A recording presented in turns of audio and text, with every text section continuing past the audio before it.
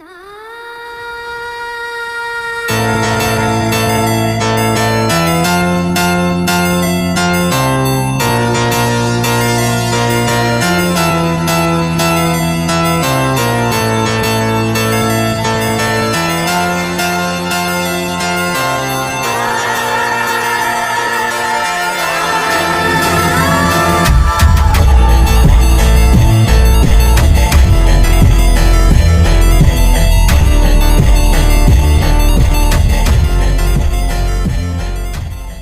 welcome back everybody for another 7 Deadly Sins Origin video.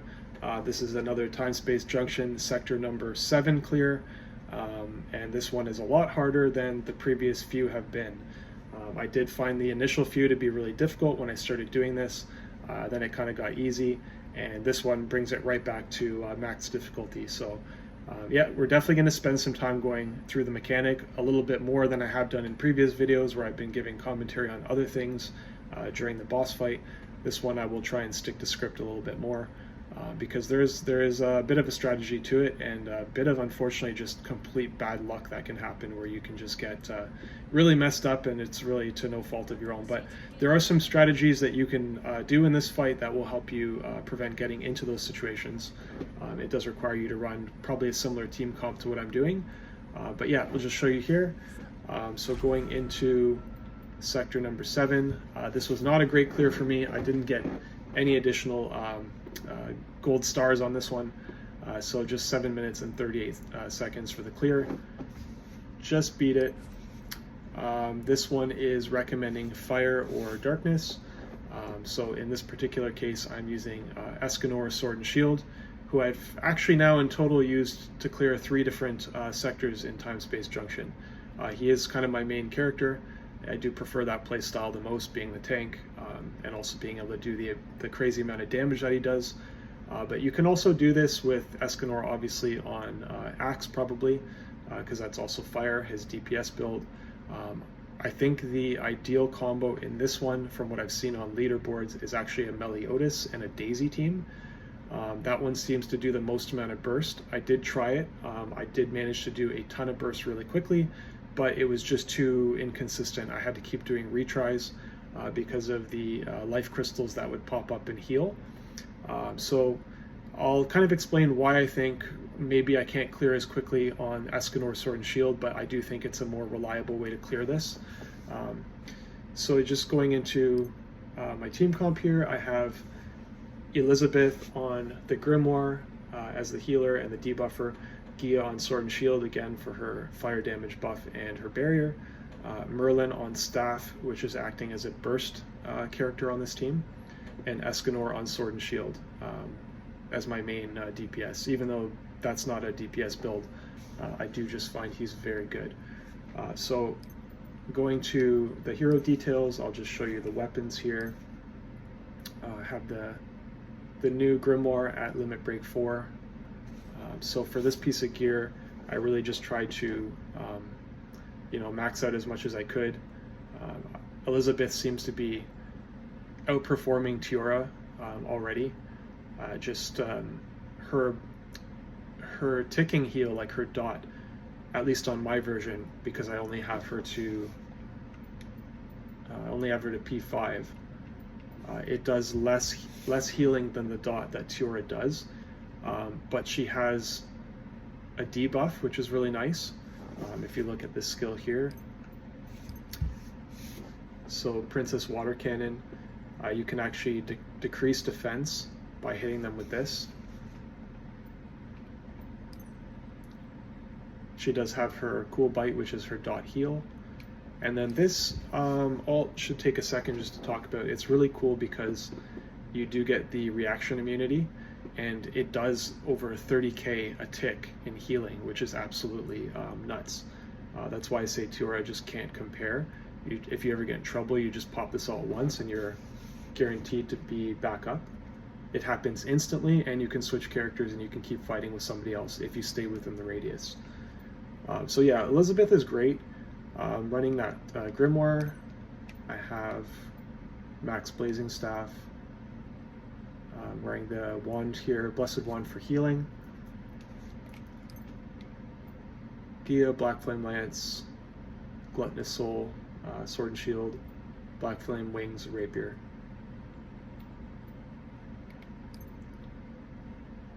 Max out Crimson Flame Staff on Merlin, the Black Flame Wings Wand, and then the 4 limit break Gluttonous Soul Grimoire. Escanor. You've probably, if you've watched my previous videos, seen this guy's gear a million times. He is my favorite character. But yeah, just Gluttonous Soul Axe, Great Sword, 4 limit break Sword and Shield. Getting on to armor, we have Golden Dignity.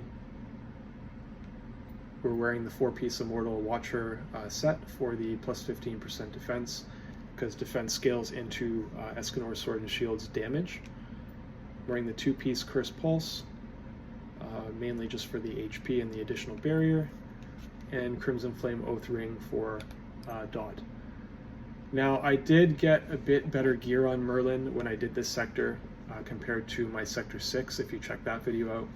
I was able to get better at the raids, improve, and manage to clear a lot more, and get a lot more of the Greedy Ruler set. Currently, I'm 1 piece away from getting the full set, so I'm still grinding the raids, but right now I'm just wearing a 5-piece. So I have her SSR armor here, Borson of Gluttony, and then I've got the 5-piece Greedy Ruler. Because some of these pieces were acquired under the new conditions they have in raids, I managed to get like new stuff like this chest piece that's a level 148, which is pretty crazy. Most weapons I think max go to 130, or most armor I should say go to max 130, but through this system now you're just getting these super juiced up item pieces. A 145 necklace, for example, like it's pretty crazy. And yeah, the 5-piece set does crit damage plus 15%, and you get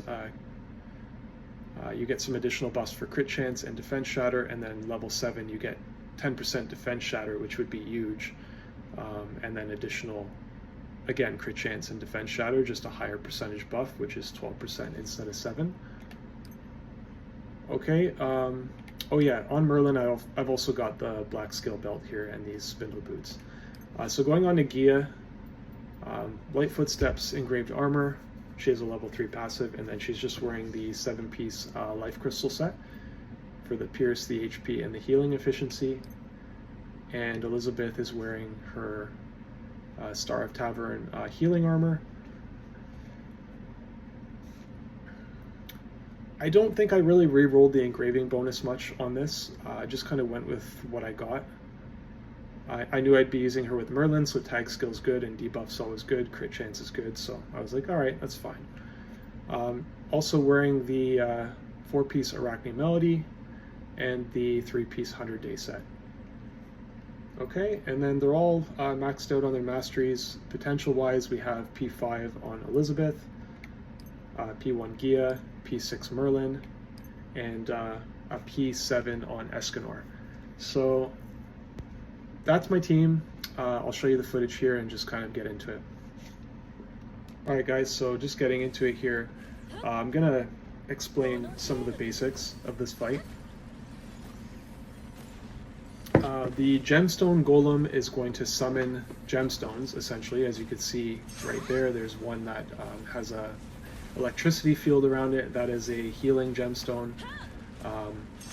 You're going to want to probably focus on the gemstone golem first and DPS him down, just because simply his mechanic with those gemstones is the whole problem with this fight. The other life crystal golem, he does this explosion, as you'll see here. If you get caught in it, it will throw you backwards. So keep in mind, if you're playing a Meliodas or something and you're about to start doing your chain attack, if he hits you with one of those, it's going to initiate your cooldown and you're pretty much screwed. So it is quite difficult. That's why I don't like playing it with Meliodas. But yeah, gemstone golem, your strategy here you're going to do is lock onto him and you're going to play the outskirts of the map. The red gemstone, the one he just laid down there, as you can see, when they hit the gemstones, they explode. The red one gives a big debuff. I can't remember if it's to defense or crit defense. So you want to catch them in it, but you don't want to be in it yourself. So that's the red one. There is another one too, which we'll see hopefully in the video after. Okay, but basically stay on the outskirts, wait till they throw those gems down. And the reason you're going to stay on the outskirts is because they will cast those gems at your feet. So if you're standing under them and they cast the gem under you and the gem explodes and all of you get a debuff, that's going to kill you pretty quickly.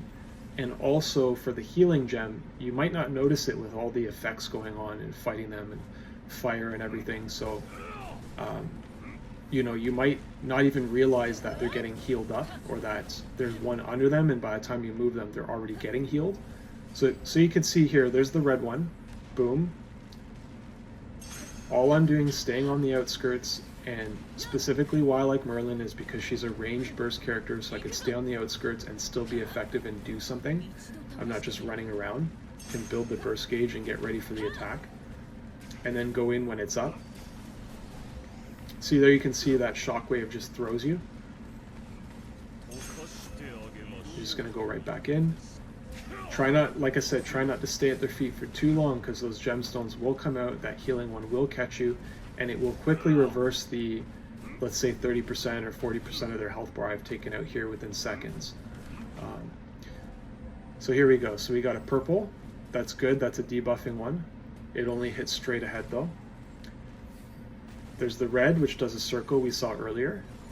Okay, and then there's that green. So as you can see, because I stayed away that time, they weren't, I could see them coming, I could anticipate, and I could try and catch them in it, or move them in the direction I want. So I decided in this case, because the green gemstone came up right there in front of me and they weren't fighting me yet, that I could just move the other direction and pull them away from it. You want to pull them away from that thing. That is actually, I think, the hardest part of the fight, is just the randomness of the gemstones coming up.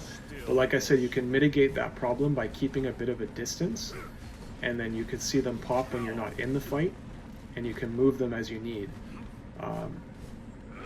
But yeah, I mean, like, they have a ton of HP and a ton of defense, so if you can catch them in the debuffing gems, that is the best way, especially if you want to get those you know, 1, 2, or 3-star clears. And yeah, they do this annoying attack here where they trap you in the crystals.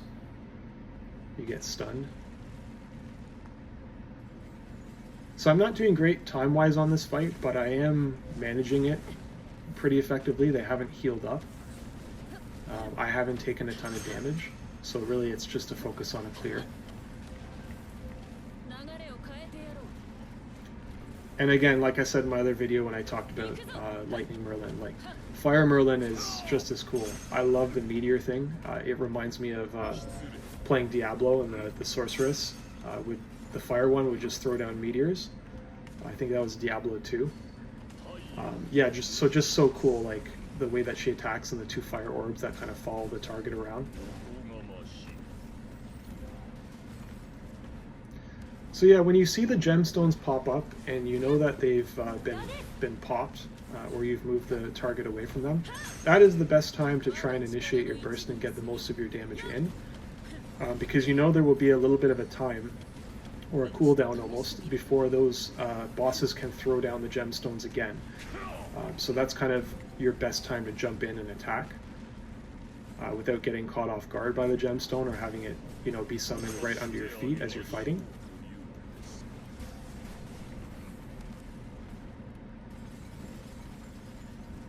Yeah, I remember this was a tough one, but it wasn't as tough as I still feel like Sectors 1, 2, and 3 when I started Timespace Junction were all very, very difficult.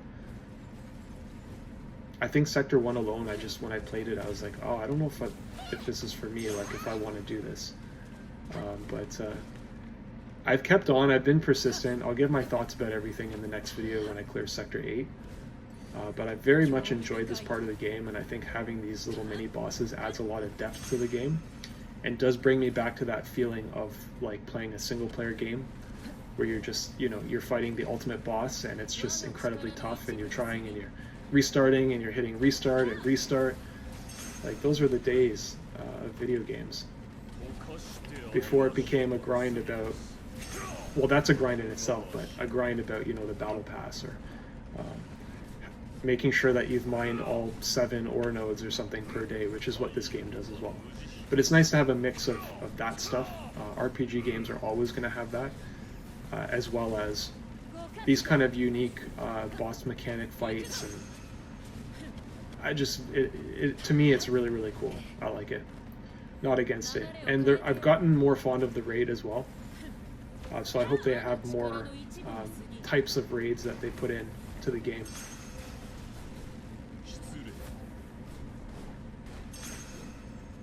So yeah, I'm starting to worry at this point. 59 seconds left. I'm wondering, oh god, am I going to actually kill him in time? But of course, the more you hit a target with Escanor Sword and Shield, the more you, I believe, lower their defense. So you can see that debuff's at 36, 40 now. So they only take more and more damage as you smack them, you know, one after the other.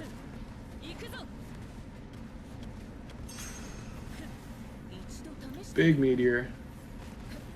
That's what I like to do. I like to toss the shadow, throw the meteor, get the 2 orbs up, and then jump in with Escanor and dump his skills on them. And just like that, guys, Golem dead, dungeon cleared. And thank you guys for watching my video. I hope you enjoyed.